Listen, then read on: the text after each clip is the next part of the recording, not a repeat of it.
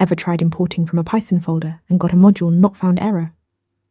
The secret ingredient is __init.py. __init.py serves two primary purposes. First, it marks a directory as a Python package, telling the interpreter this folder can be imported. Without it, Python won't recognize your directory structure as a valid package. Second, this file executes automatically when the package is imported. Any code you put in __init.py runs immediately, making it perfect for package-level initialization, like setting up loggers, loading configurations, or establishing database connections. The file can be completely empty, which simply marks the package without any initialization. But when you add code, you gain control over what gets exported. Use the __all__ variable to specify which modules or functions are public.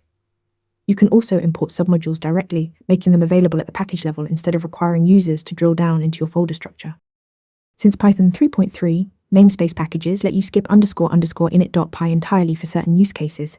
These implicit packages are great for splitting a package across multiple directories, but traditional packages with __init.py remain the standard for most projects.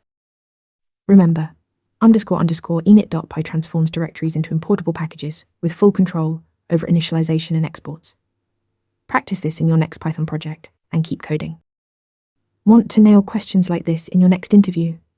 Interview Mentor gives you hands-on practice with real questions. Every answer gets a grade with specific, personalized feedback. Track your progress across topics and difficulty levels.